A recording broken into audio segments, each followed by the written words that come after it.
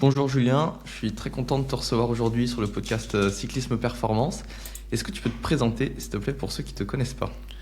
Bien sûr, bonjour Mathieu. Merci pour l'invitation. Ravi d'être ici puis de discuter de nutrition, un sujet qui me passionne. Donc je m'appelle Julien Louis et donc je suis enseignant-chercheur à l'université de Liverpool. Donc exactement, c'est Liverpool John Moores University, parce qu'on a deux universités à Liverpool. Et donc j'enseigne et je fais de la recherche en nutrition du sport et physiologie de l'exercice. Donc ce sont mes deux spécialités. Donc voilà, c'est mon premier travail, c'est ma principale activité de l'enseignement auprès de mes étudiants, principalement dans le master de nutrition du sport que je dirige à Liverpool, l'encadrement de mes étudiants en thèse et puis de la recherche. Donc c'est ce que je fais à l'université. Et puis en parallèle, je garde une activité terrain. J'aime bien garder un pied sur le terrain pour comprendre les exigences, les challenges que peuvent vivre les sportifs, et puis également ça peut me donner des idées pour ma recherche. Et puis vice versa, j'essaye d'appliquer les résultats de mes travaux directement sur le terrain. C'est toujours aussi un défi. Et donc principalement en ce moment avec l'équipe AG2R Citroën, l'équipe cycliste, un petit peu avec la Fédération Française de Triathlon, club de foot à Paris notamment, Paris FC, un peu avec la Fédération Française de Football. Donc voilà, c'est assez divers. Et puis quelques sportifs en plus de différents sports qui demandent voilà, certains conseils en nutrition pour préparer certains objectifs importants. Donc voilà mon quotidien euh, à l'université et puis également sur le terrain. Ouais, ouais, super. T'étais revenu un peu plus en détail sur ton parcours dans le podcast Objectif Performance avec Julien Astori. Donc, on va pas plus détailler que ça. J'invite les auditeurs à écouter aussi le podcast de Julien. Voilà, aussi un podcast très intéressant. C'était le numéro 60, voilà, pour information. Moi, j'aimerais qu'on commence déjà par du coup aborder les sujets du podcast et notamment l'athlète master pour commencer. Tu as fait ta thèse sur le sujet. Enfin, c'est un sujet qui revient souvent dans tes articles en parcourant un petit peu toutes tes publications sur ResearchGate notamment. Est-ce que tu peux déjà commencer par nous définir l'athlète master selon la recherche et selon tes articles? Et puis ensuite, voilà, nous parler un petit peu de l'athlète master, pourquoi on observe une performance qui décline avec justement l'avancée en âge chez le sportif. Ouais, ça marche, c'est un sujet qui me passionne en effet. Comme tu l'as dit, le sujet de ma thèse en 2011. Je travaillais dessus au départ de 2007 à 2011 à peu près. Et donc je me suis intéressé à essayer de comprendre pourquoi la performance déclinait avec l'âge, même quand on continue à s'entraîner beaucoup. Et donc c'est le cas de l'athlète master. L'athlète master s'entraîne beaucoup. Certains autant que des athlètes plus jeunes, des jeunes adultes, voire plus pour certains parce qu'ils ont plus de temps. Certains sont à la retraite, donc voilà, ils sont libres de s'entraîner beaucoup plus. Néanmoins, bon, la performance, elle décline quand même. C'est l'effet de l'âge, c'est un peu inéluctable. Donc l'athlète master, il y a plusieurs définitions. La principale, celle de la science, c'est à partir d'un certain âge, on va dire à partir de 35, 40 ans, c'est là qu'on considère un athlète comme athlète master parce que c'est le début du déclin physiologique et un des principaux indicateurs c'est VO2 max, la consommation maximale en oxygène qui décline à partir de cet âge-là, même si on s'entraîne beaucoup. Donc là, évidemment, la pente, le déclin, il peut être ralenti grâce à l'entraînement, grâce à des bonnes pratiques et une bonne hygiène de vie. Néanmoins, voilà, ça commence vraiment à décliner là, et donc c'est pour ça qu'on les nomme les athlètes masters à partir de ce moment-là. Par contre, ça a vraiment rien à voir avec les catégories d'âge qui sont différentes en fonction des disciplines. Alors je sais plus, j'ai pas forcément suivi, mais je crois qu'en natation, les athlètes ou les athlètes masters ou catégorie vétérans sont même avant 30 ans. Je crois que c'est un peu pareil en golf. Donc ça dépend vraiment des disciplines, ces catégories-là, en fonction des groupes d'âge, mais dans la science, dans la recherche, on prend vraiment l'âge qu'on considère physiologique. Et c'est 35-40 ans, c'est ce qu'on peut trouver dans tous les papiers sur le sujet. Et donc bien sûr, la performance chez la tête master, elle décline. Comme je l'ai dit, c'est inévitable, c'est lié à tout un tas de facteurs. Donc moi le sujet de ma thèse c'était vraiment de m'intéresser à est-ce qu'au final l'athlète master il fatigue plus ou est-ce qu'il a plutôt des difficultés à récupérer après l'effort. Et donc on avait mené plusieurs études là-dessus, j'en ai mené ensuite d'autres après la thèse parce que ça a toujours été un sujet un peu fil rouge pour moi. Ça m'intéresse bien. Et donc on s'est rendu compte que au final les niveaux de fatigue sont quand même assez similaires. Si on s'intéresse à la production de force notamment, à l'impact sur le coût énergétique, des choses comme ça, c'est assez similaire. Par contre là, c'est vraiment la capacité de récupération qui fait défaut et qui peut précipiter progressivement l'athlète vers un petit peu une spirale du déclin de la performance. Une moins bonne récupération va entraîner peut-être une altération de la capacité d'entraînement au cours des jours suivants. Donc une réduction de la durée, peut-être aussi de l'intensité, qui va progressivement l'entraîner dans une spirale de déconditionnement progressif. Bien sûr, ça se fait au fil des ans. Mais voilà, c'est la théorie du moment qui expliquerait le déclin progressif des capacités physiques et donc sportives de l'athlète master. Les derniers travaux sur le sujet nous montrent que moi j'ai pas eu le temps de le faire malheureusement, j'aurais bien aimé, la thèse n'était pas assez longue, mais les derniers travaux sur le moment nous montrent que ce qui poserait le plus problème ce sont les dommages musculaires, notamment dans les activités type course à pied, donc qui impliquent de la contraction excentrique. Les athlètes masters auraient beaucoup plus de difficultés à récupérer des dommages musculaires comparativement à des athlètes plus jeunes. Donc une altération des capacités physiologiques pour faire ça, donc notamment une diminution donc du nombre de protéines chaperones, etc. Donc je vais peut-être pas rentrer dans tous les détails, mais voilà, ça pose vraiment problème. Ça a été montré récemment par les Australiens qui l'ont testé au cours d'un protocole de course à pied en descente pour créer des dommages musculaires. Et donc ils se sont rendus compte au final que même en suivant les bonnes recommandations de récupération, notamment en termes d'ingestion de protéines alimentaires, post-exercice, donc assez traumatisant pour les muscles, la capacité de synthèse protéique dans les heures et jours qui suivaient était altérée, était moindre chez l'athlète master comparativement à l'athlète plus jeune. Donc ça semble se confirmer. Il n'y a pas beaucoup d'études sur le sujet, parce que c'est assez invasif quand même, ce genre de technique pour mesurer la synthèse protéique. Mais voilà, ça semble se confirmer en tout cas. Toutes les études vont dans le même sens. Ok. Est-ce qu'il faudrait justement peut-être plus de protéines pour ces athlètes master par rapport à un athlète plus jeune pour justement essayer de limiter cet effet de moins bonne récupération? Oui, en effet, ça c'est une de nos recommandations nutritionnelles pour les athlètes master. Idéalement, il faudrait augmenter l'apport protéique au fur et à mesure de l'avancée dans l'âge. C'est clé, c'est vraiment crucial. Au même titre qu'il faut également maintenir un bon apport énergétique, suffisamment de calories. Il se trouve que le seuil de déclenchement des synthèses protéiques, il est reculé avec l'âge. On est plutôt autour des 20 à 25 grammes par prise de protéines alimentaires, par repas, par collation, post-exercice. Alors que chez un athlète master, on va plutôt avoir tendance à devoir doubler cet apport. Donc plus proche des 40-45 grammes facilement pour stimuler la synthèse protéique de manière similaire à des athlètes plus jeunes. Donc ça c'est physiologiquement je dirais idéal. En revanche, bien sûr, ça pose des problèmes pratiques. C'est quand même compliqué d'ingérer de grosses doses de protéines. D'autant plus quand on vieillit, car on a observé également une diminution des apports alimentaires spontanés, donc volontaires, chez les athlètes masters.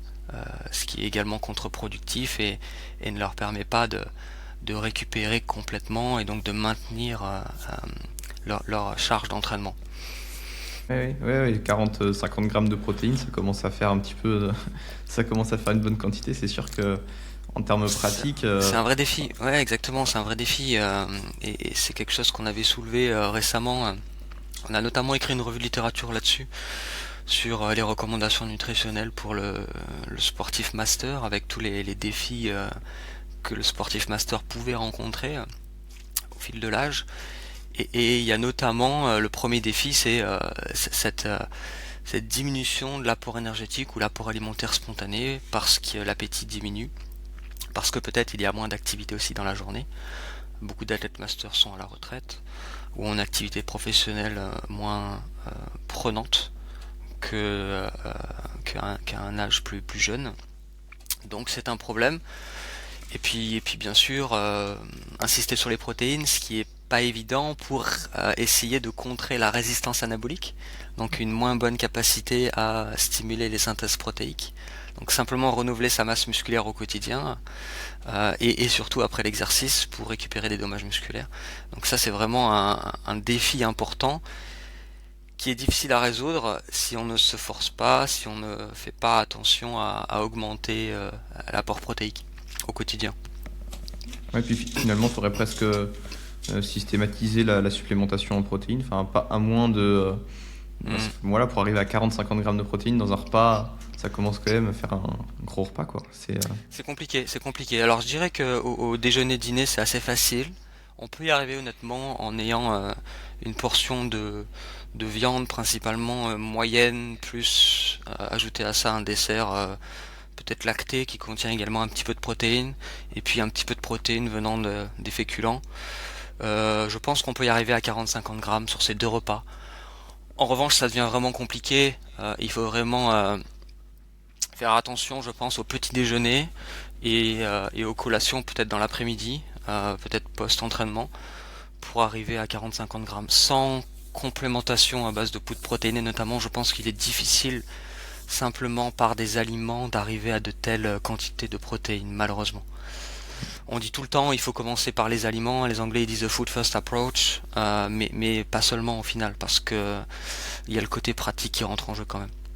Ouais, puis le côté appétit aussi que tu as mentionné, le côté financier peut-être aussi. Oui. Les protéines, c'est pas ce qui coûte le moins cher, donc ouais, clairement, il y a plein de choses qui rentrent en compte. Et du coup, je pense aussi à l'athlète qui serait végétarien et qui serait en plus du coup master. Ça sera un défi supplémentaire pour lui, quoi. Alors là, oui, ça devient encore plus compliqué. Clairement, alors je prône pas les régimes végétariens où je ne suis pas contre. C'est comme le régime vegan. Ça implique simplement plus de difficultés à atteindre les recommandations. Pour moi, c'est un peu une barrière supplémentaire parce que c'est encore plus difficile, bien sûr. Et en total sur la journée, si on parle en grammes par kilo, ça serait du coup combien pour l'athlète master? Alors ce serait un petit peu plus, probablement, j'ai pas forcément calculé. Par contre, voilà, ce qui est important de prendre en compte, c'est de faire attention qu'à chaque prise, il y ait cette dose suffisante qui permet de déclencher la synthèse protéique. Et donc, je dirais au moins 40 grammes. 40 grammes petit déjeuner, 40 grammes déjeuner, dîner, collation s'il y en a. Avec une fréquence, parce qu'on sait que la régularité des apports est importante dans le maintien de l'anabolisme et pour éviter qu'il y ait trop de catabolisme au cours de la journée. Donc sans forcément se prendre la tête avec les chiffres, je dirais qu'à chaque repas et collation, il faudrait saturer d'une dose minimale pour maintenir des niveaux de synthèse protéique assez élevés au cours de la journée. Ouais, ok, ouais, c'est ça qui est important, parce qu'au final, si on rajoute deux collations mais qu'il n'y aurait que 15 grammes de protéines dans chaque collation, au final on n'aurait pas le même effet qu'on aurait chez un athlète jeune où on peut prendre en compte seulement le total protéique sur la journée, mais finalement à même total protéique sur une journée, l'effet il n'est pas identique entre un athlète master et un athlète plus jeune, quoi. Oui, exactement, donc c'est ça. En fait, c'est une vraie résistance anabolique et ça a été montré notamment. Il y a une résistance, il y a un seuil de leucine à atteindre. La leucine, c'est un acide aminé essentiel qui est clé dans le déclenchement des synthèses protéiques. C'est lui qui va déclencher les voies de signalisation à l'origine des synthèses protéiques. Et en fait, il s'avère que la quantité de leucine à ingérer, elle est supérieure avec l'âge. Et donc pour avoir une quantité de leucine supérieure, il va falloir ingérer plus de protéines de manière générale. Et donc on parle vraiment de seuil de leucine. On parle de seuil de leucine à atteindre. Et donc je dirais un petit peu en parallèle du coup de seuil protéique, puisqu'il est rare d'ingérer de la leucine de manière isolée.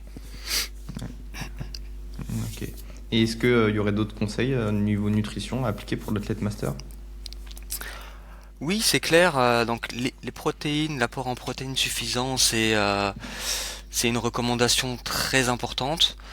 Je l'ai mentionné rapidement, l'apport énergétique, bien sûr, il est également important.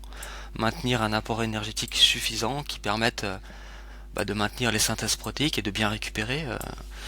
Parce qu'il faut un terrain favorable pour maintenir la synthèse protéique, c'est-à-dire qu'il faut suffisamment de calories. Dès lors qu'il y a déficit énergétique, même si l'apport protéique est suffisant, il se fait beaucoup moins bien, la synthèse se fait beaucoup moins bien. Donc il faut arriver quand même à un équilibre énergétique et ne pas être en déficit. Ça, c'est un deuxième point important. Donc les recommandations en glucides, elles sont un peu similaires à celles des plus jeunes. Il n'y a pas vraiment de différence chez l'athlète master. On n'a pas vu de différence d'utilisation du glycogène chez l'athlète master, même s'il y a peu d'études. Pour l'instant, on ne l'a pas observé, donc il n'y a pas lieu de changer vraiment les recommandations. Pareil pour l'apport en lipides, c'est sensiblement similaire en privilégiant les bonnes sources de graisse qui contiennent des oméga 3 pour essayer de contrer l'inflammation. On a montré plus d'inflammation avec l'âge, donc bien sûr on va essayer de maintenir ces recommandations là, elles sont d'autant plus importantes. Et puis voilà, je dirais, hein, c'est à peu près tout. C'est assez logique en termes de recommandations nutritionnelles. Ce sont les mêmes que pour les jeunes adultes, avec certains axes clés vraiment sur lesquels il faut insister. Ouais. Ouais. Ouais, puis en plus, c'est vrai que chez l'athlète master, peut y avoir aussi bon, après, ça vaut pour tous les athlètes, mais une peur de prise de poids aussi, et peut-être qui s'ancre un petit peu plus avec l'âge et qui, du coup, complexifie les choses. Et voilà, tu parlais peut-être d'un déficit énergétique à éviter, mais ouais, c'est pas évident. Est-ce que c'est quelque chose qui est prouvé, quand on dit, voilà, beaucoup vont dire, par exemple, qu'avec l'âge, ils remarquent qu'ils prennent plus facilement du poids. Est-ce que c'est quelque chose qui est, entre guillemets, réel? Ouais, alors je pense que c'est réel si on fait pas beaucoup de sport. Mais Voilà. par contre, dans le cadre de l'athlète master qui s'entraîne beaucoup, c'est pas vraiment quelque chose que l'on observe. J'ai eu la chance, par exemple récemment, il y a quelques années maintenant, mais de faire une étude de cas avec un athlète master exceptionnel, un marathonien. Pour la petite histoire, il avait battu le record du monde du marathon de sa catégorie d'âge. Donc il avait couru 2h27 à 59 ans. Il avait fait ça avec son fils, donc ils avaient fait le même temps tous les deux, c'était remarquable, sur le marathon de Francfort. Et donc chez cet athlète master, donc on lui a analysé sa composition corporelle via un scanner DEXA, et son pourcentage de masse grasse était vraiment faible. Il était similaire à celui de son fils, et pourtant il y avait une différence d'âge de 30 ans. Mais cet athlète master s'entraînait toujours 160 km par semaine à pied. Euh, donc il ne subissait au final pas trop les effets du vieillissement sur la composition corporelle. En revanche, il est quand même vrai que avec l'âge, de manière générale, la population a tendance à être moins active, ce qui va favoriser la rétention un petit peu de gras, notamment sous-cutané autour des organes, et donc augmenter le pourcentage de masse grasse de manière générale.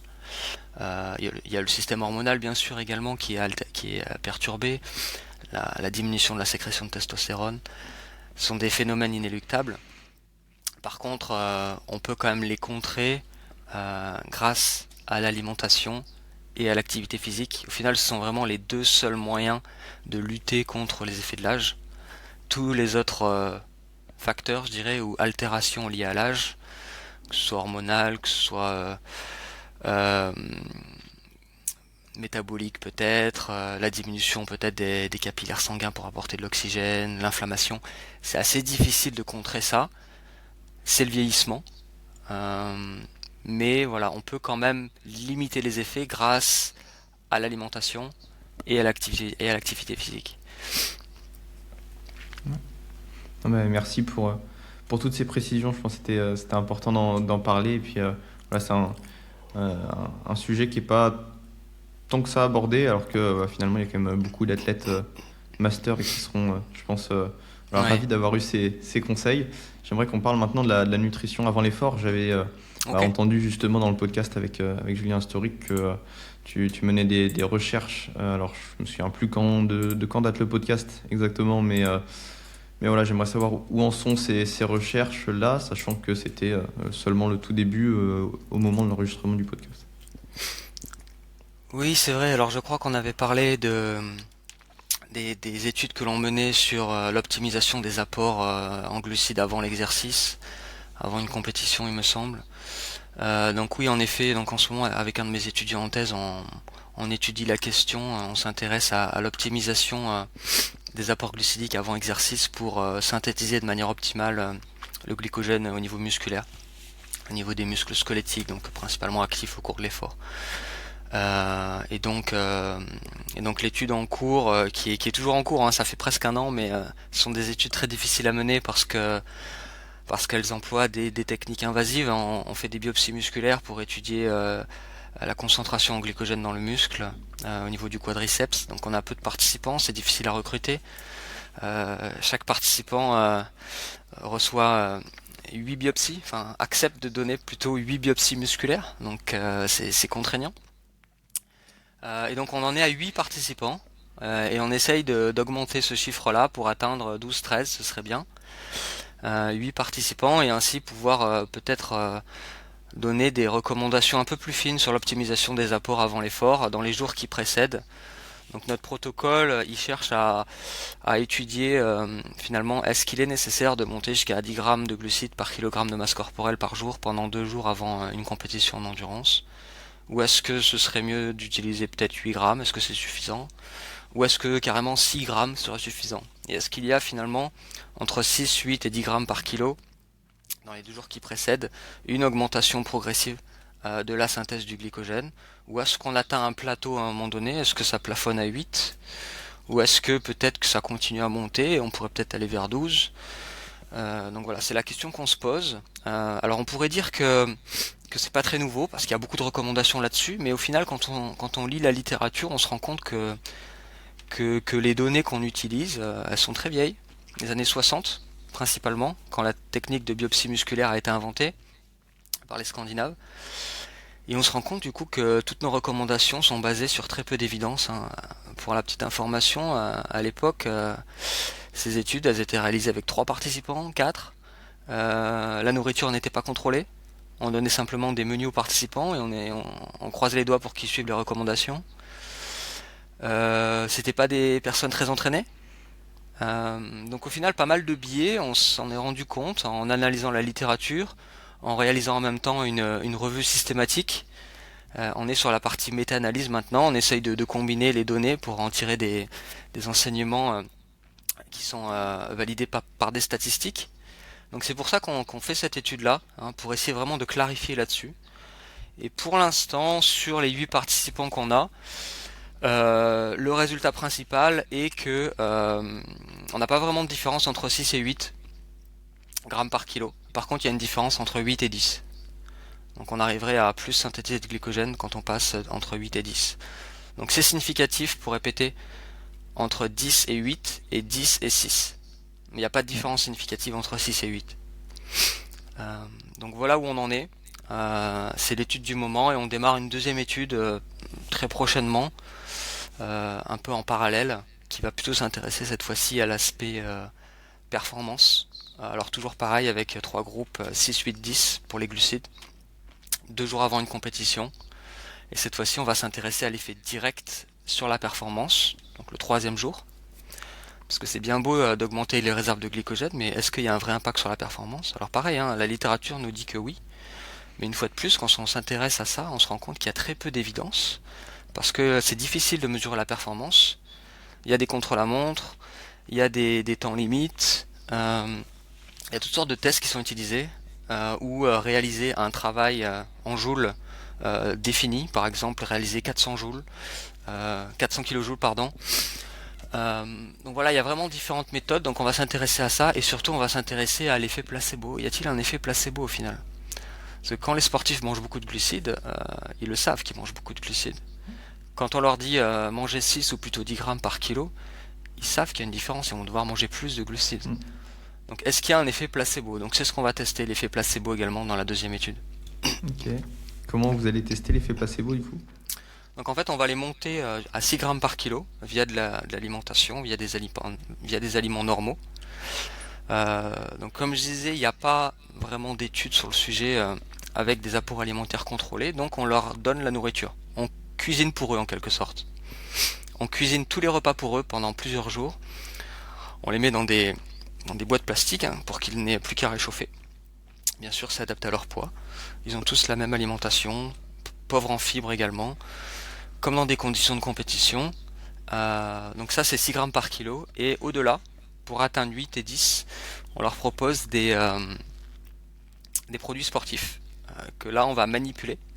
Euh, et donc, dans, pour chaque participant, en fonction de leurs conditions, et donc ils ne sauront pas s'ils sont à 8 ou à 10, grâce à l'utilisation donc d'édulcorants notamment, pour avoir un goût sucré, mais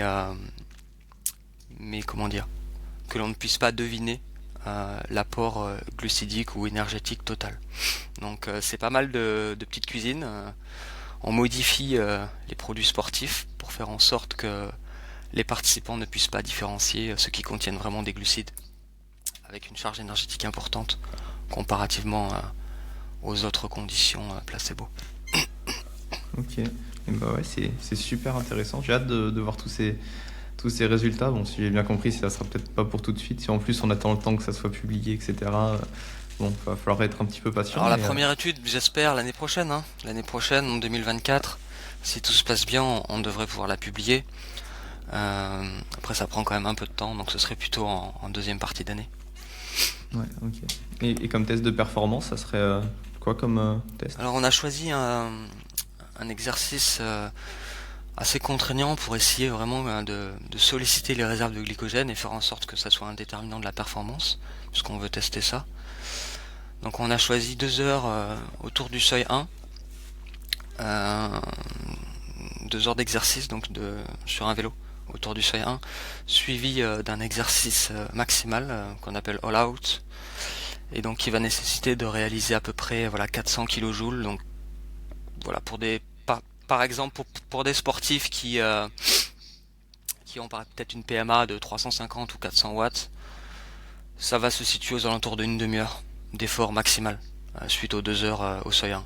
Donc normalement on est assez confiant qu'on sera capable de bien dépléter les réserves de glycogène grâce à ce type de test. Ouais, ok. Et est-ce qu'ils vont manger pendant ce protocole?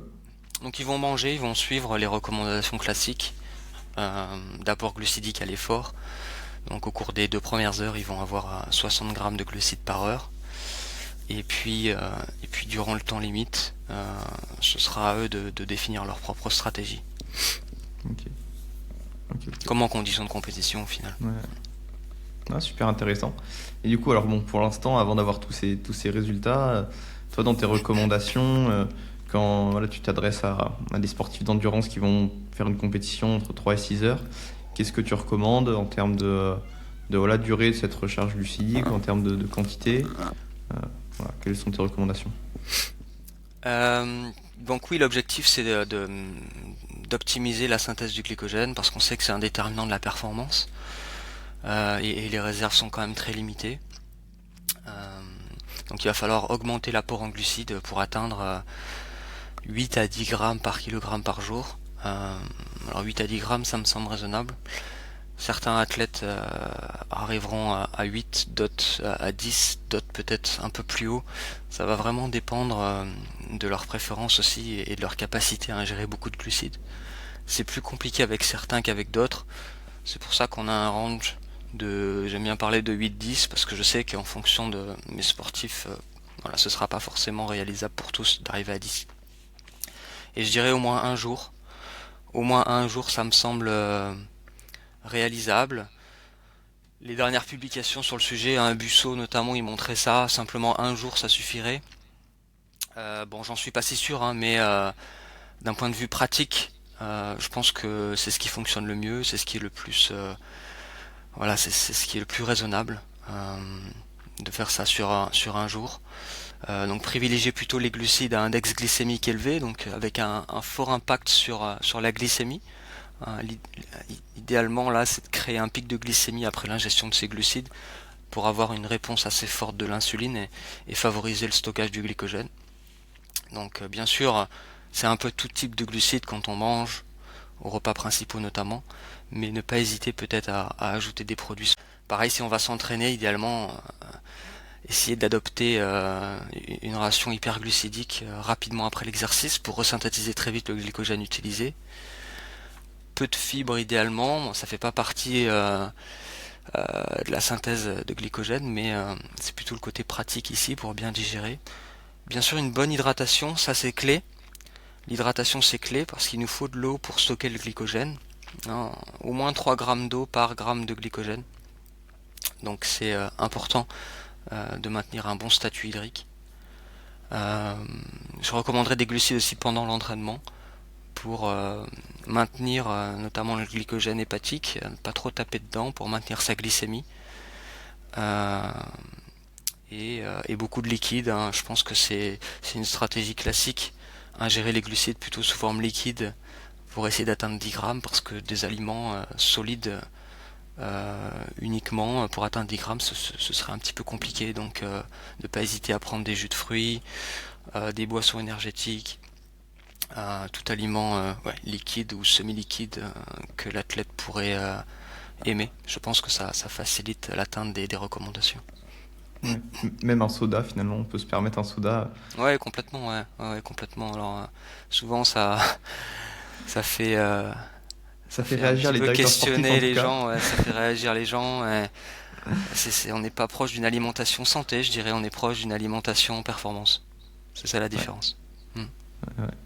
Non, c'est vrai que c'est voilà, des fois, pas, voilà, comme tu dis, ça fait réagir et c'est pas évident aussi, du coup, en tant qu'athlète, finalement, de se tenir à ces recommandations quand autour de soi, on peut avoir un staff qui est pas forcément informé sur ces pratiques et sur en tout cas, la pertinence d'un point de vue performance de faire ça. C'est vrai, Donc ouais, il y a un travail aussi d'éducation à ce niveau-là et voilà, parce que finalement, on ne pratique pas en tout cas les 10 grammes par kilo et que voilà, complètement. il y a plein de facteurs qui peuvent l'expliquer, mais en tout cas, ce facteur-là Ouais. voilà, du, de l'incompréhension de l'entourage du sportif, ça c'est, je pense, c'est à prendre en compte. Et puis bah, tu as parlé aussi de l'insuline, bon, c'est bien, je voulais en dire deux mots aussi dans son rôle important aussi dans voilà, la synthèse de glycogène et dans le stockage de glycogène. C'est pas, voilà, il y a beaucoup de mythes et d'idées reçues sur l'insuline qui peuvent voilà, aussi impacter les sportifs, donc c'est bien que tu aies pu en parler. Mhm, mhm. Euh, je voulais aborder aussi, ah oui, justement, bah, le côté prise de poids pour les athlètes qui vont bah, enchaîner finalement les compétitions et qui vont enchaîner du coup bah, Hmm. peut-être les recharges en glucides. Comment eux peuvent gérer ça? Parce que finalement, si on fait, voilà, on sait que certains, en tout cas dans le cyclisme, vont dépasser les 50 jours de compétition par an. Hmm. Dans ce cas-là, peut-être réduire à une journée, bah, forcément, si on évalue la balance énergétique sur la semaine, peut-être que bah, si on fait une journée de moins de recharge en glucides, ça, ça va impacter en tout cas la balance énergétique peut-être sur la semaine. Qu'est-ce que Hmm. tu en penses pour voilà, ces athlètes-là qui vont faire du coup beaucoup de compétitions et comment ils peuvent bah, essayer de gérer le côté quand même prise de poids et le côté Hmm. bah, enchaînement des compétitions et recharge glucidique. Ouais, bien sûr, c'est une bonne question, pratique de terrain. C'est vrai qu'il y a une crainte, hein, premièrement, quand on propose ça aux athlètes d'augmenter drastiquement leurs apports glucidiques. Il y a une crainte de prendre du poids. Alors c'est vrai que s'ils ont l'habitude de se peser, ben ils voient une augmentation de leur poids, ça c'est sûr, mais elle est principalement liée à un stockage du glycogène et à l'eau associée au glycogène. Donc il y a facilement des écarts de 1,5 kg, 2 kg quand on adopte ce genre de stratégie. Donc ça, bah déjà ça plaît pas. Hein, ils ont peur de prendre de la masse graisseuse. Et sinon, oui, prendre de la masse graisseuse parce qu'il y a un surplus calorique lié à l'augmentation de l'apport en glucides. Je dirais que moi ça me fait pas trop peur parce que il faut quand même créer un surplus calorique très important pour entraîner une augmentation de la masse grasse. Hein, pour rappel, il faut à peu près augmenter ou créer un surplus de à peu près 8000 calories pour entraîner une augmentation de 1 kg de masse graisseuse. Donc c'est considérable. Bien sûr, ça se fait pas en un repas ou en un jour. Ça se fait au fil du temps, au fil des semaines. Néanmoins, 8000 calories, ça fait quand même énorme. Étant donné la dépense énergétique, si on prend des cyclistes qui s'entraînent tous les jours et qui ont beaucoup de compétitions, euh, ça me paraît quand même énorme. Euh, mais c'est sûr que ça peut poser problème, je pense, chez un certain type de coureur ou dans certaines conditions. Et pour moi, c'est les coureurs qui adoptent ce genre de stratégie, mais qui ne finissent pas la course, qui vont peut-être s'arrêter au bout de 80, 100 km, 120 km, peut-être un petit peu plus, mais qui ne vont pas finir. Donc peut-être que chez eux, l'apport énergétique aura été trop important pour leur dépense énergétique le lendemain.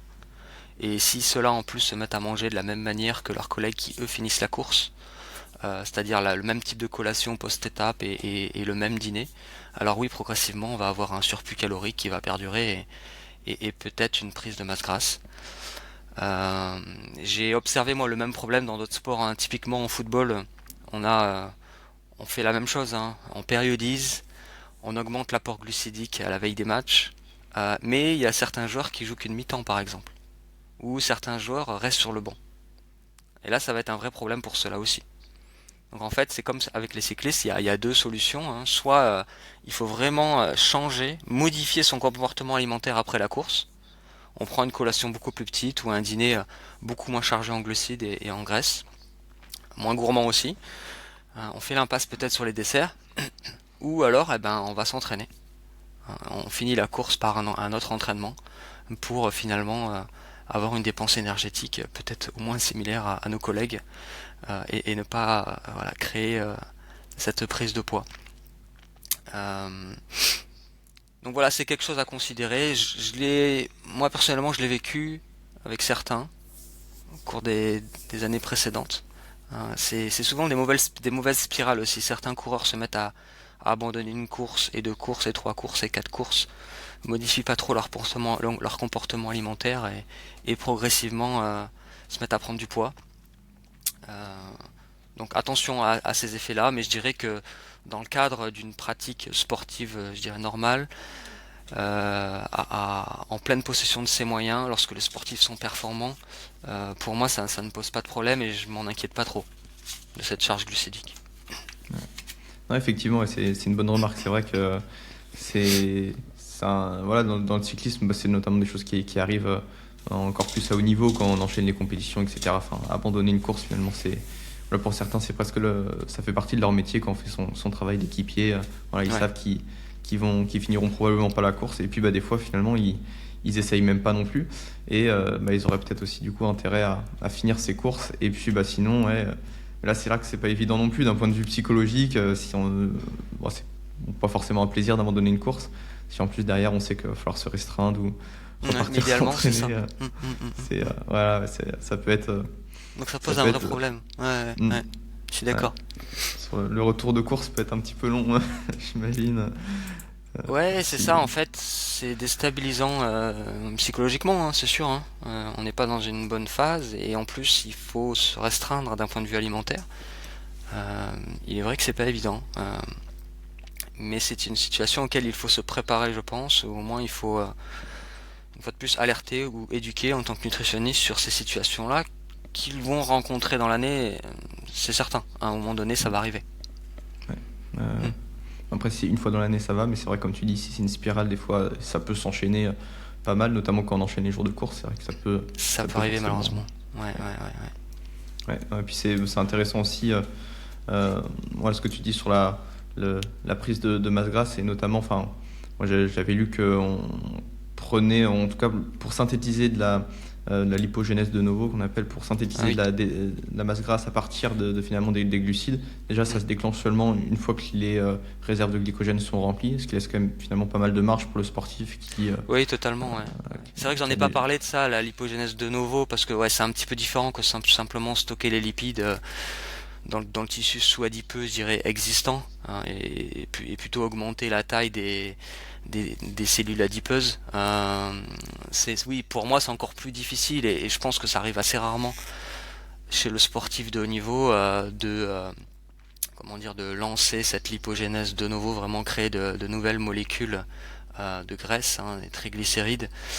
Je pense que c'est assez rare parce que oui, ça implique vraiment qu'il y ait d'abord surplus calorique et par-dessus ce surplus calorique, on rajoute des glucides.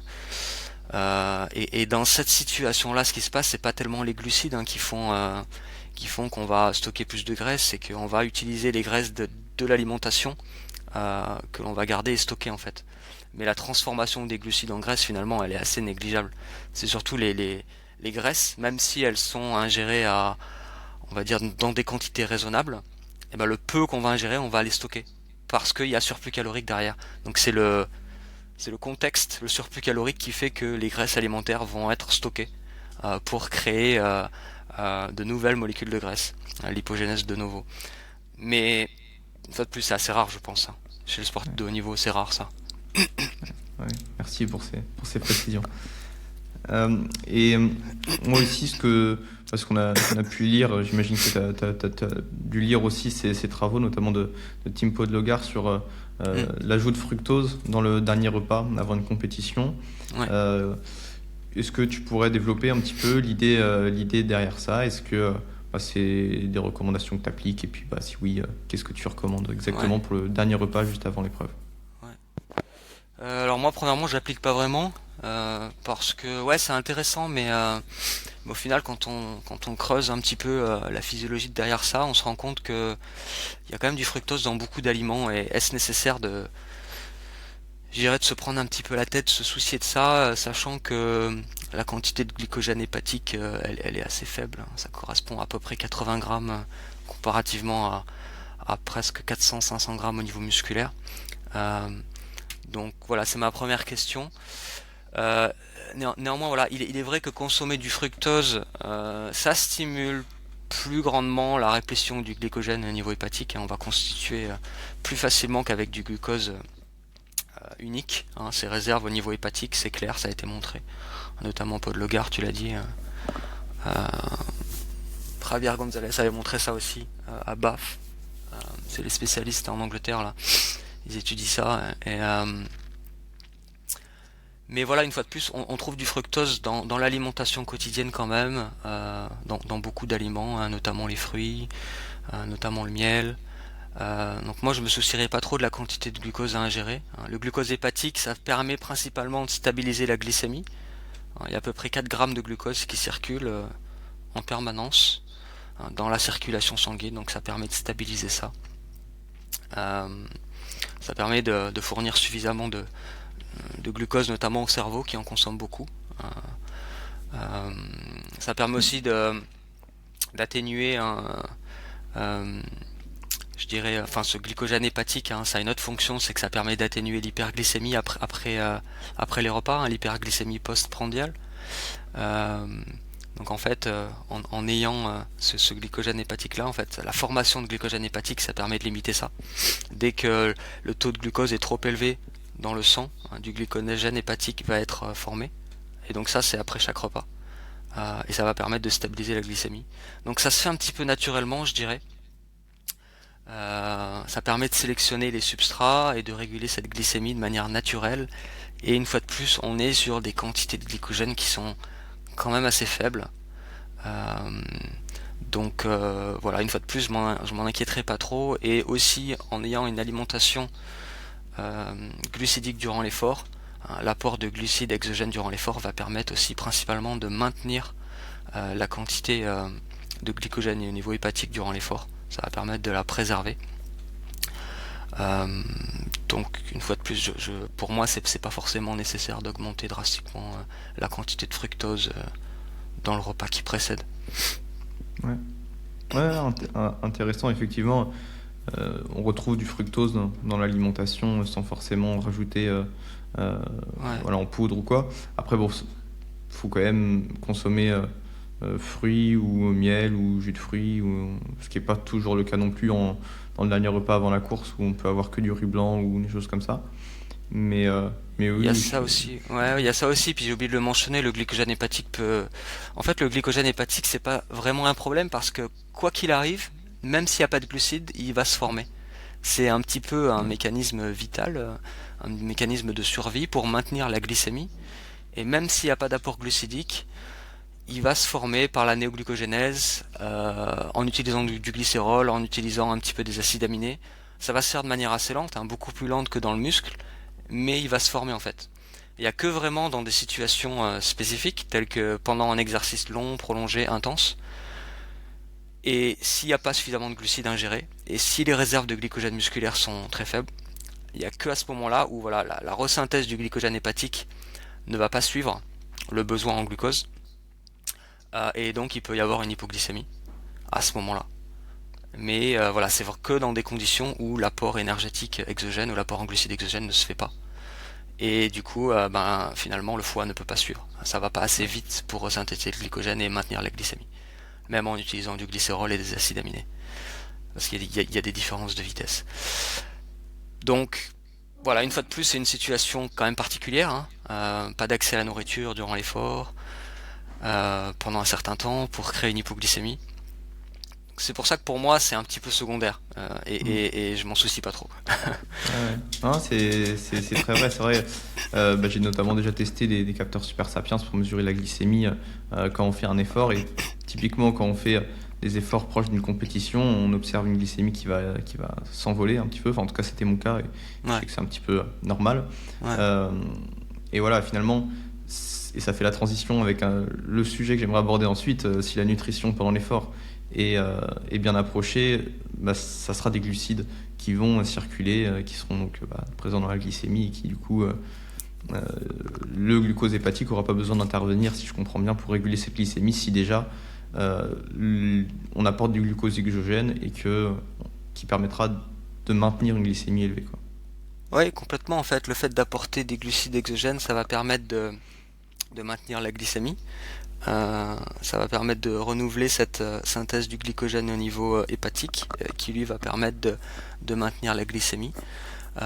Donc ça, c'est important. Donc ouais, au final, rajouter du fructose, pardon, ne semble pas nécessaire si les recommandations glucidiques à l'effort sont suivies, et surtout si l'effort est commencé avec des réserves de glycogène musculaire optimales. Ça, c'est important. Alors bien sûr, on n'a peut-être pas parlé de synthèse du glycogène au niveau musculaire, je sais plus, mais après, il faut vraiment essayer de l'optimiser, et notamment quand on enchaîne les efforts. Je parle par exemple des courses à étapes, où là c'est un vrai contre-la-montre pour resynthétiser ce glycogène musculaire, et faire en sorte que les coureurs repartent le lendemain avec des réserves pleines. Ouais. C'est vrai que ça c'est vraiment une autre problématique. Ouais.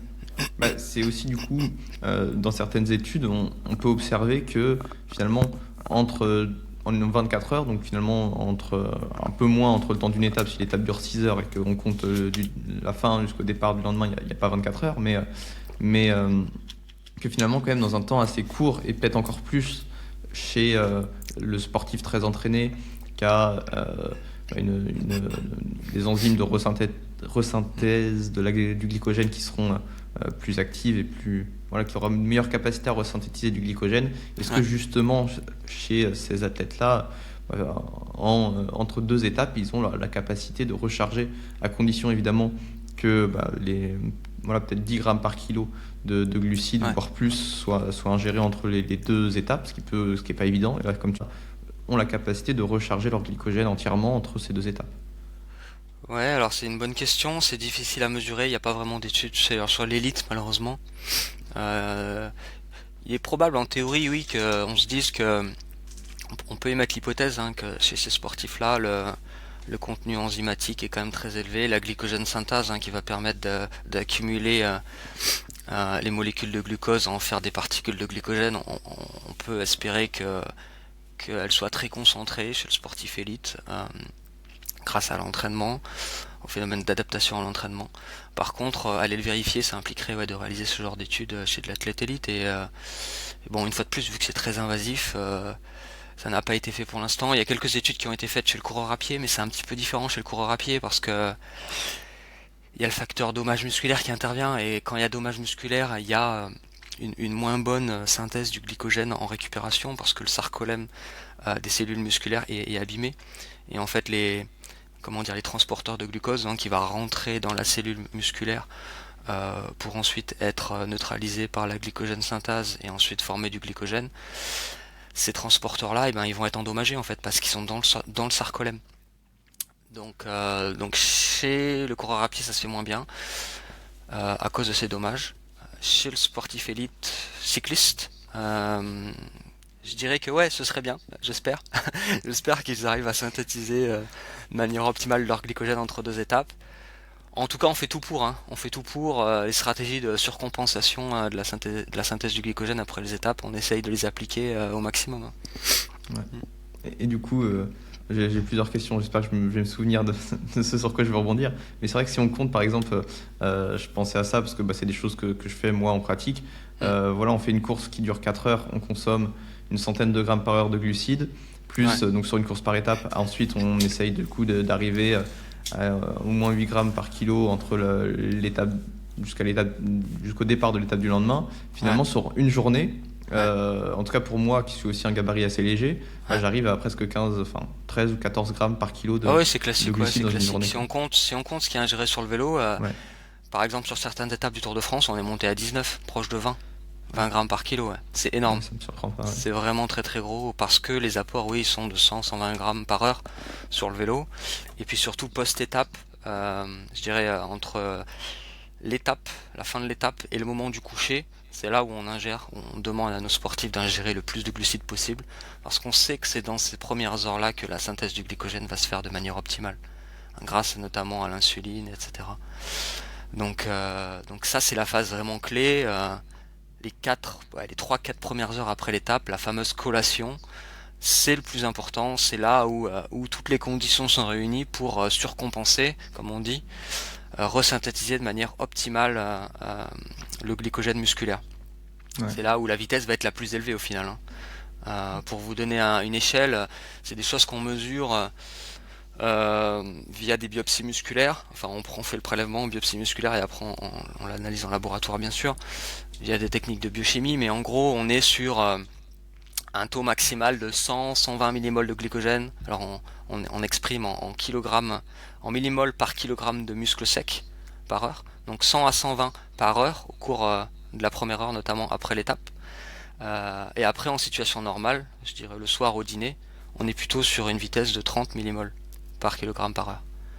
Donc on arrive à tripler, voire quadrupler la vitesse de resynthèse dans l'heure qui suit l'effort, à condition d'adopter la bonne stratégie. La bonne stratégie qui est de consommer directement du coup dans l'heure qui suit l'effort déjà des bonnes quantités de glucides. Ouais, exactement, c'est consommer suffisamment de glucides. Donc les stratégies, on les connaît, c'est 1,2 g de glucides par kilogramme, idéalement. Dès qu'on termine, des glucides à index glycémique élevé, on l'a dit, des sucres rapides. Et puis c'est vrai, ouais, c'est vraiment des conditions optimales parce que, comme je disais, tous les transporteurs de glucose au niveau membranaire, hein, pendant l'exercice, c'est plutôt les GLUT4 qui sont activés, à l'effort et au repos, c'est les GLUT1. C'est deux types de transporteurs. Et en fait, il se trouve qu'à l'effort, ces transporteurs, on dit c'est de la translocation, ils bougent vers la membrane, en fait, vers la périphérie, pour favoriser le passage du glucose dans la cellule. Et il se trouve que dès qu'on arrête l'effort, ces transporteurs restent dans la membrane, en fait. Donc c'est très facile de faire passer du glucose dans la cellule musculaire rapidement après l'effort. Et ces transporteurs-là restent dans la membrane pendant 40-50 minutes après l'effort. C'est pour ça qu'il faut à tout prix utiliser cette fenêtre pour ingérer du glucose et faire en sorte qu'il passe très vite dans la cellule musculaire. Dès qu'on passe les 40-50 minutes, c'est fini. Les transporteurs partent, retournent dans la cellule, dans le cytosol, et après c'est beaucoup plus lent en fait. C'est beaucoup plus lent, et là il va falloir faire appel plutôt à l'insuline qui elle va faciliter le transport, mais ça restera plus lent. Donc oui, même si on n'a pas faim, il faut manger, il faut boire après l'effort, du sucre. Et là encore une fois, ça sera peut-être pas une nutrition santé, ça sera vraiment une nutrition performance où là du coup C'est de la ça va être, performance, non, c'est clair et net, c'est de la nutrition performance ici, on n'est pas sur de la santé parce que tous les moyens sont bons pour ingérer nos 1 gramme par kilogramme, hein, même si c'est du soda, même si c'est des bonbons, on va le faire. On va le faire parce que c'est ça le plus important. La priorité, c'est de récupérer. Ouais.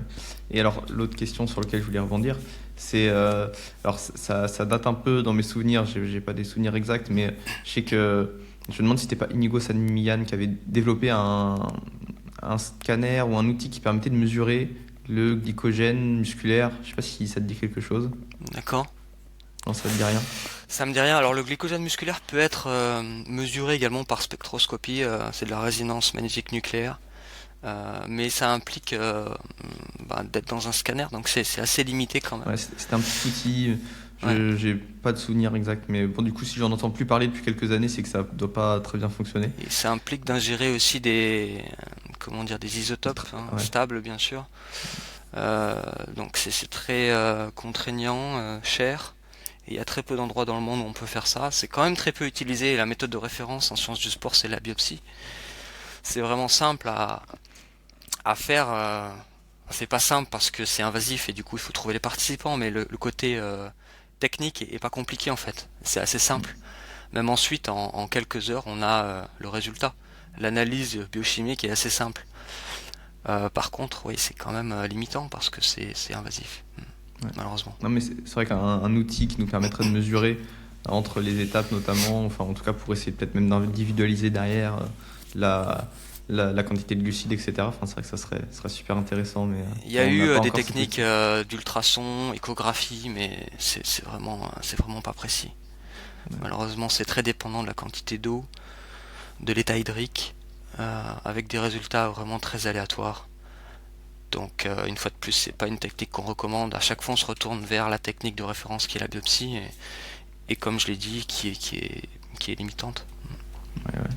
Ouais, ça doit être un outil comme ça, mais bon, bah du coup, si on sait, c'est ouais, certainement pas très précis pour déterminer le Mm. glycogène, mais ça aurait été plus pratique pour faire des études, en tout cas chez les Ouais, sportifs complètement, de ouais, haut je suis niveau. d'accord. Ouais, je suis d'accord. Ouais, Ouais. ouais. Il me semble qu'il y avait justement avec des isotopes, c'était aussi, il y a eu des études sur l'équipe Novo Nordisk, qui est une équipe de diabétiques. Il me semble qu'ils ont fait des études là-dessus. Pareil, j'ai plus trop le sujet en tête, Alors mais il me ça me semble avoir paraît vu ça. beaucoup plus précis une fois de plus, mais voilà, c'est pas beaucoup utilisé parce que Mm. c'est contraignant. Il faut que les sportifs soient également rapidement au laboratoire. Et comme j'ai dit, c'est pas dans tous les laboratoires qu'il y a ce genre de matériel. Euh, donc oui, très vite après l'effort, il faudrait être dans le laboratoire. C'est une technique qui nécessite un petit peu de temps pour la mise en place. Donc ouais, c'est pas pratique. Ouais. Bon, on va pouvoir revenir un peu sur du coup, le sujet de la nutrition pendant l'effort et quelles sont Ouais. toi tes recommandations? Tu as abordé rapidement, tu parlais de entre 100 et 120 grammes par heure. Est-ce Mhm. que voilà, c'est ce que tu recommandes systématiquement pour soit une course d'un jour qui va durer, voilà, on parle du sport de haut niveau, donc c'est au moins 3 heures, de 3 à 6 heures, et pour une course par étape aussi, voilà, quelles sont tes recommandations là-dessus? Les recommandations à l'effort, ouais, elles sont assez classiques. Elles sont d'augmenter la quantité de glucides exogènes à ingérer par heure en fonction de la durée d'exercice, principalement. Donc ouais, si on parle de 3 à 6 heures, il va falloir passer vers des quantités de au moins 90 grammes par heure, potentiellement aller plus haut jusqu'à 120 grammes par heure. Ça a été montré récemment, un de nos étudiants en thèse, un papier publié l'année dernière, qui a montré que euh, l'efficacité avec laquelle on est capable d'oxyder des glucides, elle n'était pas, je dirais, idéale. Notre rendement d'oxydation n'est pas à 100%. À peu près 75% des glucides ingérés sont oxydés. Donc, qu'est-ce que ça veut dire? Ça veut dire que pour oxyder 90 grammes de glucides, il va falloir ingérer 25% de plus, à peu près 120. Donc ça c'est un résultat très fort et intéressant qui peut, je pense, vraiment impacter les pratiques sur le terrain. Pendant longtemps on a cru que ouais, si j'ingère 90 grammes je vais oxyder 90 grammes, mais non. Si j'ingère 90 grammes je vais oxyder 75% de ces 90 grammes. Donc c'est pour ça qu'il y a une tendance plutôt haute aussi en ce moment. On va plutôt chercher à manger beaucoup plus de glucides à l'effort, jusqu'à 120 grammes. On s'est rendu compte également qu'il y a des grandes différences interindividuelles en termes de capacité d'oxydation des glucides.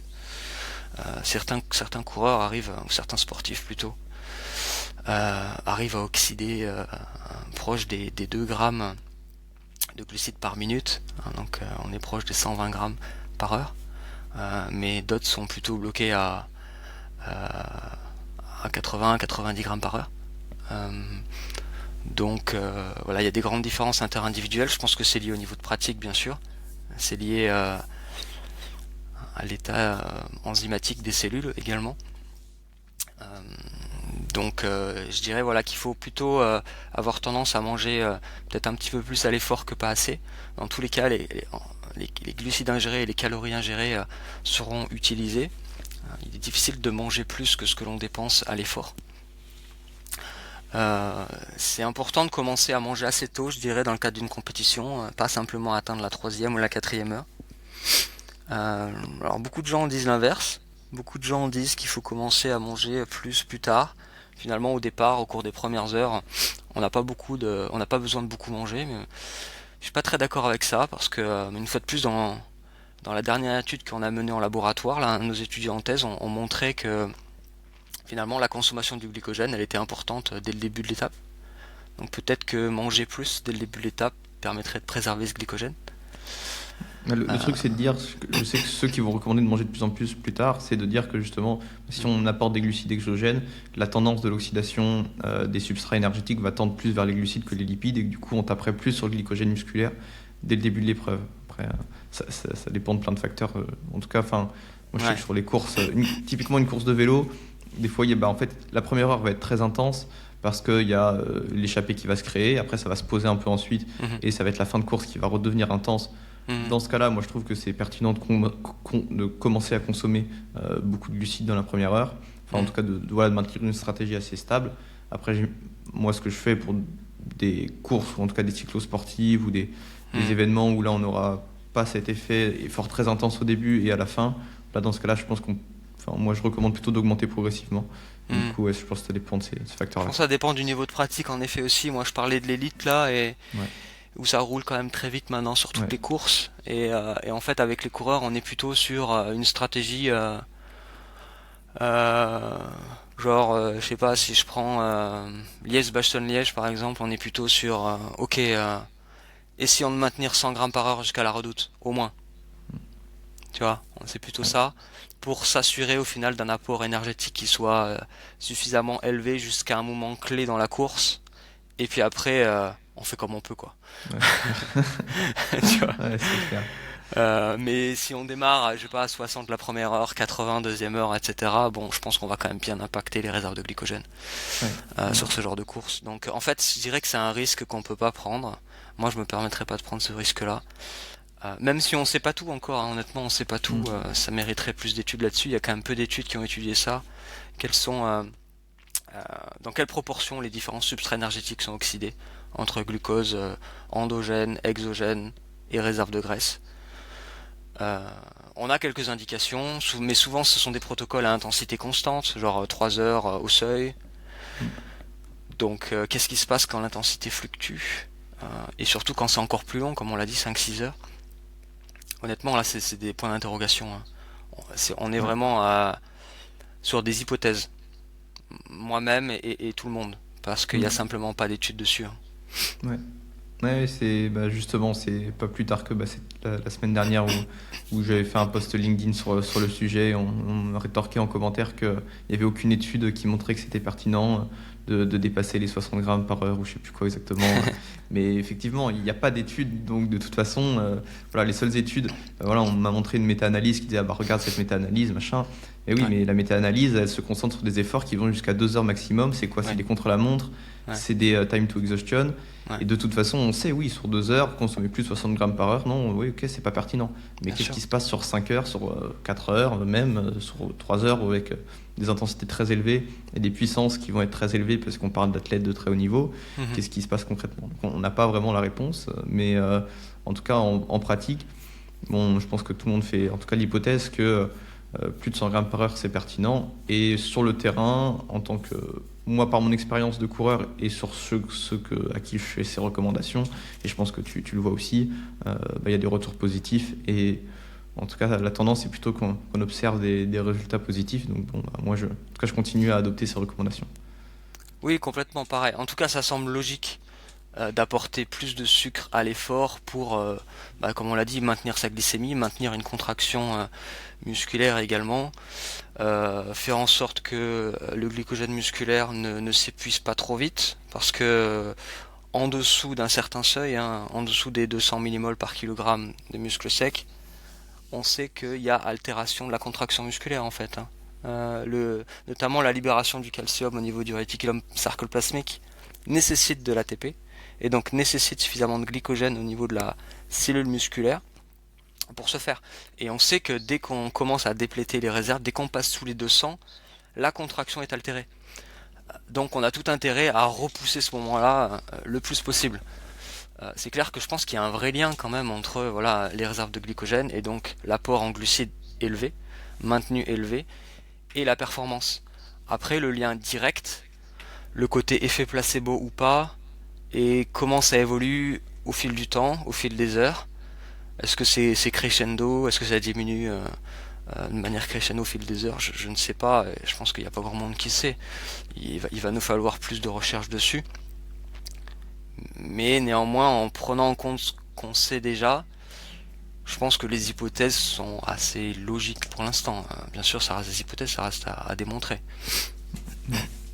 Et tu as parlé aussi de différences interindividuelles d'oxydation des glucides. Est-ce que ça, Ouais. donc ça a été mesuré en laboratoire que certains arrivaient du coup à monter à 2 grammes par minute Ouais. sans Proche, souci ouais, du coup. proche des 2 grammes, ouais, Ouais. un œuf, un peu plus d'un œuf. Ouais, donc ça c'est super intéressant. Du coup, est-ce qu'on Ouais. pourrait pas généraliser ces tests-là du coup à une équipe par exemple et puis derrière individualiser du coup l'apport en glucides pendant l'effort? Ouais, ce serait bien dans le meilleur des mondes. Par contre, ouais, c'est très cher. Ce sont des techniques qui nécessitent d'ingérer un isotope. Bah, c'est du carbone souvent qui est marqué et qui ensuite, après, au cours de l'exercice, est récupéré dans le CO2 produit. Donc grâce à un analyseur de gaz, dans des bonbonnes vraiment séparées, hermétiques. Et ensuite, le contenu de la bonbonne est analysé pour étudier le contenu en ce carbone marqué. Euh, donc c'est compliqué quand même comme technique, c'est assez sophistiqué, ça prend du temps et ça demande beaucoup d'argent, beaucoup de moyens. Et puis il n'y a pas tous les labos qui savent faire ça, donc ouais. Idéalement ce serait bien, hein. Ouais. Peut-être à l'avenir une équipe avec beaucoup d'argent s'intéressera à ça. Ouais, effectivement. Mais du coup, cette athlète-là qui oxyde presque 2 grammes par minute, est-ce que lui, il faut qu'il consomme, voilà, si tu dis qu'on a un rendement que de 75% entre Ouais. ce qu'on ingère et de ce qu'on oxyde, est-ce que lui, du coup, il doit consommer, je sais pas, 150 grammes par heure? Alors le rendement de 75%, il est moyen, mais très probablement Mm. que chez ce sportif-là, le rendement est meilleur. Ouais, ouais, Très probablement que chez lui, le rendement est à 90%. ok, ouais. Tu vois? Mm. Je pense qu'il y a des rendements différents, liés principalement, je pense, au contenu enzymatique de la cellule et peut-être un fonctionnement métabolique tout simplement plus efficace pour arriver à un moment donné à shifter vraiment complètement sur l'utilisation des glucides et en oxyder plus. Euh, je pense que c'est multifactoriel, là. Ouais. Ouais, moi, j'imagine que c'est vraiment un travail finalement presque aussi de long terme, enfin en tout cas entre la consommation de glucides au quotidien, la consommation de glucides à l'entraînement, tout ce qui fait Ouais, je que... pense que c'est ça. C'est les absorber d'abord au niveau intestinal, être capable d'avoir suffisamment de transporteurs et être efficace à ce niveau-là. Et bien sûr, une fois qu'ils sont absorbés, ben, et amenés du coup jusqu'aux muscles, ensuite, oui, être capable de les oxyder au niveau musculaire, hein. Il y a la glycolyse notamment. Euh, et là, ça demande quand même un système enzymatique bien développé. Donc, ouais, je pense qu'il y a plusieurs échelons de l'ingestion jusqu'à l'oxydation en passant par le transport et l'absorption qui font que voilà, je pense que ces différentes étapes peuvent être améliorées avec l'entraînement, avec la pratique, avec le temps. Ok. On va pouvoir basculer sur le dernier sujet que j'avais envie d'aborder. On a parlé de beaucoup de sucre là depuis le début du podcast et c'est une question qui revient souvent. Ok. C'est la santé bucco-dentaire de l'athlète. Ah ok, d'accord.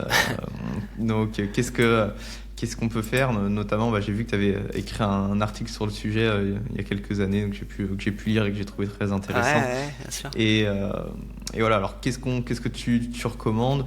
Voilà, faire un petit point sur la santé bucco-dentaire de l'athlète. Ouais, ok, c'est un bon sujet, hein. Ça date un petit peu, mais je vais essayer de me rafraîchir un petit peu, me souvenir de ce que j'avais écrit. Ouais, c'est vrai que c'est un vrai problème parce que ben, bien sûr les sportifs mangent beaucoup de glucides et mangent beaucoup aussi tout simplement. Le fait de beaucoup manger, de beaucoup mastiquer, avoir souvent des aliments dans la bouche, bien sûr augmente l'acidité au niveau de la cavité buccale et ça peut créer différents problèmes. notamment les caries.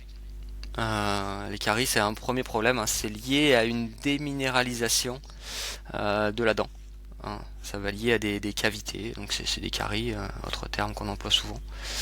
Et en fait, c'est lié au fait d'avoir des glucides simplement en contact avec les dents et les bactéries, hein, notamment au niveau buccal, euh, pour neutraliser ces acides déjà au niveau buccal.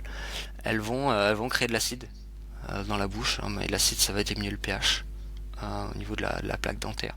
Et ça va attaquer l'émail des dents. Donc petit à petit, il va y avoir une formation de cavités, une érosion de l'émail qui va se faire, et donc la carie peut poser problème. Et puis en même temps, alors c'est pas directement de la carie, c'est simplement une érosion dentaire.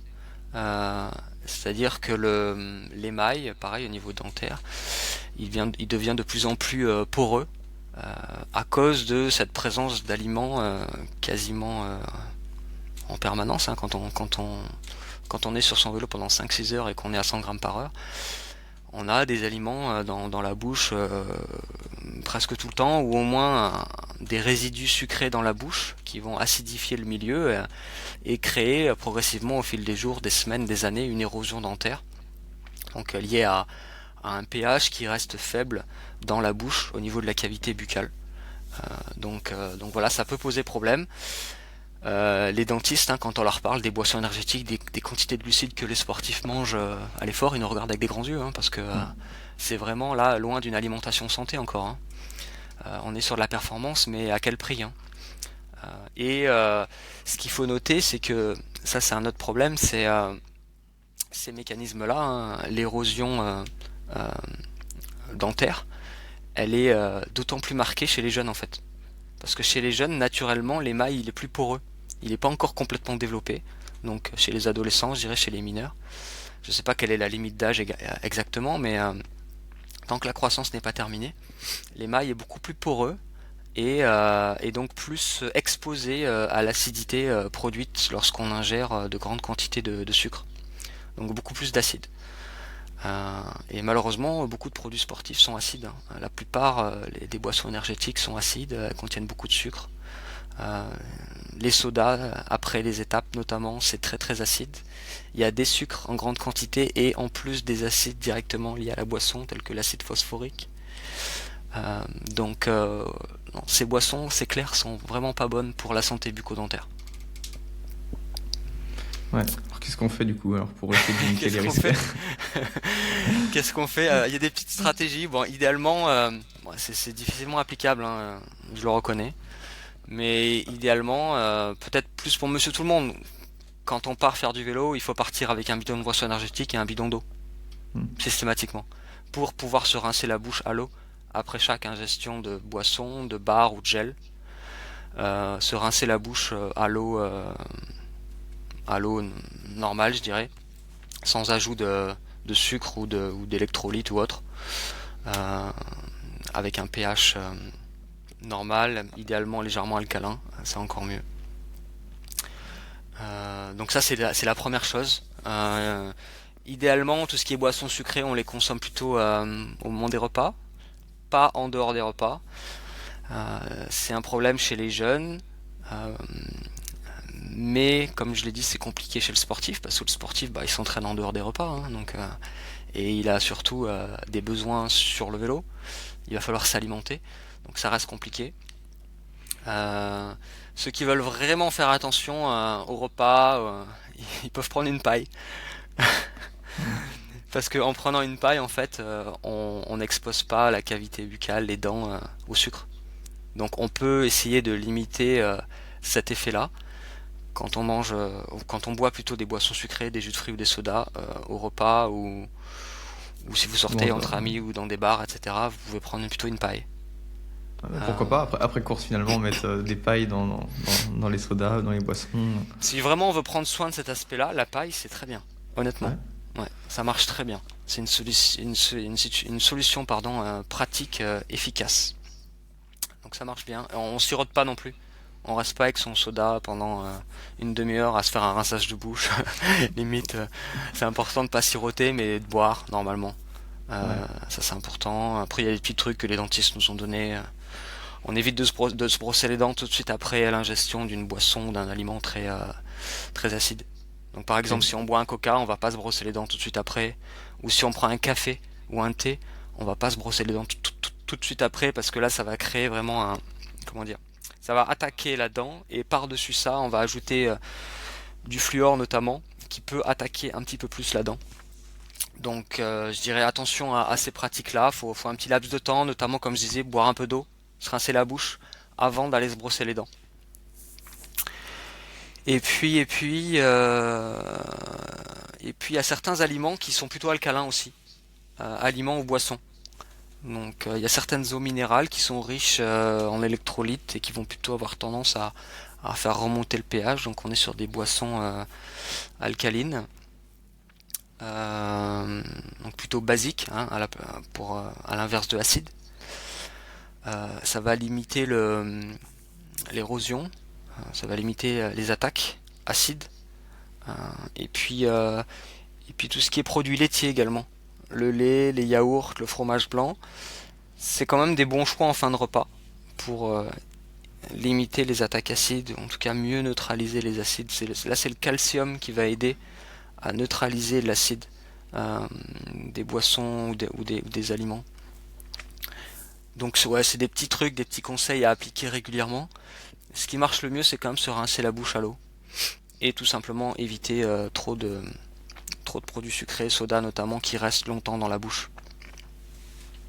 Et est-ce que un soda zéro, par exemple, ça a du coup pas le même effet ou juste, quoi qu'il arrive, c'est acide de par ce qu'ils peuvent ajouter à l'intérieur? Non, le soda zéro c'est mieux déjà. On réduit l'acidité parce qu'il n'y a pas les glucides. Par contre, il y a quand même des acides pour fabriquer la boisson. Et le principal, c'est l'acide phosphorique qui pose problème, qui va créer le côté pétillant et un petit peu acide au goût de la boisson. Mais c'est un peu mieux. De ce point de vue-là. Ça va un petit peu moins attaquer. Il y a certains glucides aussi qui attaquent moins, a priori. Les maltodextrines seraient moins acides que le glucose par exemple, ou le fructose. Euh, bon, c'est compliqué une fois de plus de boire que des maltodextrines, mais ça limite un petit peu l'effet. Ouais. Mm. Puis je rajouterais de voir régulièrement un dentiste, si possible, Complètement. pour suivre son hygiène dentaire qui est importante pour la performance et pour la santé. Ouais, complètement. Des visites sont importantes. Ouais. Mm. Voilà, bah, moi j'ai fait le tour de mes questions. Je sais pas si tu as envie de rajouter quelque chose. Sinon, on va pouvoir conclure le podcast. Ok, non, pas grand chose à rajouter. Je me suis laissé porter par tes questions. Non, très intéressant. Toujours ravi de discuter de ces questions-là sur le métabolisme et comment le métabolisme fonctionne à l'exercice. Il y a encore plein de choses à découvrir. C'est Ouais, passionnant. je te remercie, Julien. Ouais, c'était super intéressant. Et puis, j'hésiterai pas à te réinviter quand c'est déjà tes articles, les articles de ton laboratoire, ton thésard seront publiés. Je pense qu'il y aura des choses intéressantes. Et puis voilà, en tout cas, ceux qui veulent te suivre pourront te suivre sur les réseaux, LinkedIn, Twitter notamment. Et puis voilà, je mettrai les liens en description du commentaire. Et puis voilà, ceux qui veulent continuer à suivre Cyclisme Performance, vous pouvez vous faire partie du club Cyclisme Performance, vous abonner à la newsletter toutes les semaines. Tous les samedis, on envoie un mail avec une étude scientifique qu'on décrypte, on donne notre point de vue, nos conseils pratiques à partir de cette étude scientifique. Donc voilà, le lien se trouve aussi en commentaire. Merci Julien, et puis à bientôt. Avec plaisir. Merci pour l'invitation. À bientôt.